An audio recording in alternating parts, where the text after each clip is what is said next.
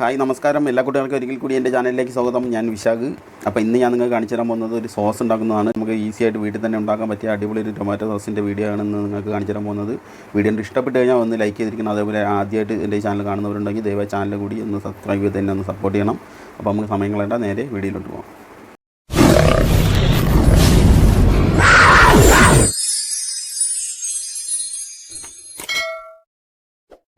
ഞാനിപ്പോൾ 1 കിലോ തക്കാളിയാണ് എടുത്തിട്ടുള്ളത്. ഇനി നമുക്ക് ഇതിനെ കഴുകി വൃത്തിയാക്കി എടുത്തതിന് ശേഷം അത് ചെറിയ പീസായിട്ട് ഒന്ന് കട്ട് ചെയ്തെടുക്കാം.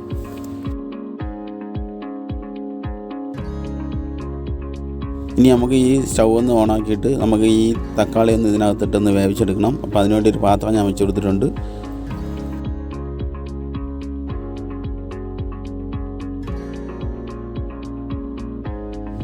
തക്കാളി നമ്മൾ ഇട്ട് കൊടുത്തതിന് ശേഷം ഇനി നമുക്കിതിനകത്ത് വെളുത്തുള്ളി ഇട്ട് കൊടുക്കണം. ഒരു 5 അല്ലി വെളുത്തുള്ളിയാണ് ഞാൻ ഇതിനകത്ത് ഇടാൻ പോകുന്നത്.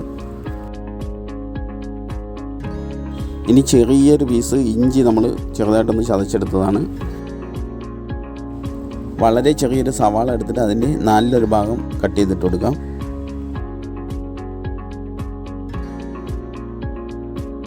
ഇനി നമുക്ക് നല്ല രീതിയിലൊന്ന് മിക്സ് ചെയ്ത് കൊടുക്കാം. ആദ്യം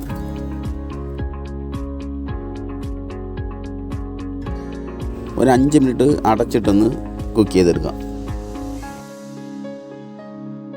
ഇനി ഒന്ന് ഓപ്പൺ ചെയ്ത് നോക്കാം. ഇപ്പോൾ ഏകദേശം നല്ല രീതിയിലൊന്ന് തിളച്ച് വരുന്നുണ്ട്. ഇനി നമുക്ക് ആവശ്യത്തിനുള്ള ഉപ്പൊക്കെ ഇട്ട് കൊടുക്കാം. ഒരു 1/4 ടീസ്പൂൺ ഉപ്പിട്ട് കൊടുക്കാം. അടുത്തതായിട്ട് 5 ടീസ്പൂൺ പഞ്ചസാര ചേർത്ത് കൊടുക്കാം.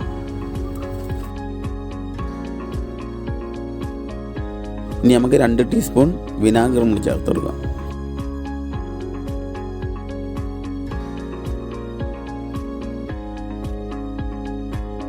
അടുത്തതായിട്ട് 1 ടീസ്പൂൺ കാശ്മീരി ചില്ലി പൗഡറും കൂടെ ചേർത്ത് കൊടുക്കാം.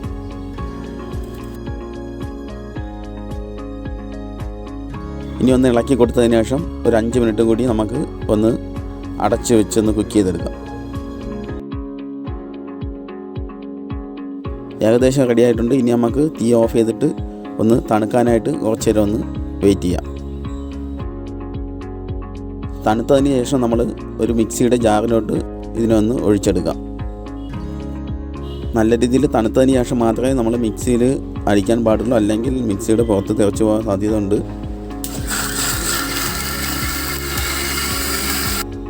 അപ്പോൾ ഈ ഒരു പരുവത്തിൽ നമ്മൾ അടിച്ചെടുത്തതിന് ശേഷം നമുക്ക് വേറൊരു പാത്രത്തിലോട്ട് ഒരു അരിപ്പ വെച്ചിട്ട് നമുക്കൊന്ന് അരിച്ചെടുക്കാം.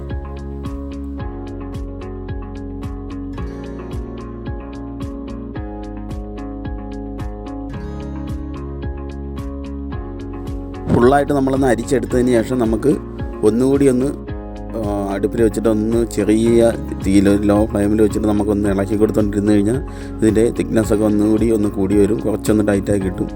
അപ്പോൾ നമുക്ക് കുറച്ച് നേരം ഒന്ന് ഇളക്കി കൊടുത്ത് നോക്കാം.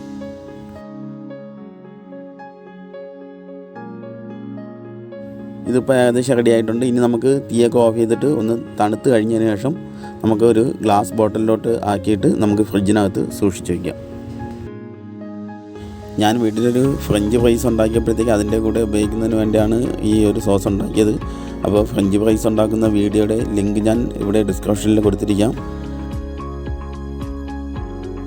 ഞാൻ 2 ബോട്ടിലാക്കി ഫ്രിഡ്ജിൽ വെച്ചിട്ട് തണുത്തതിന് ശേഷം എടുത്തതാണ് ഈ കാണുന്നത്. ഇതിപ്പോൾ ഞാൻ ഓപ്പണാക്കി കാണിച്ചു തരാം.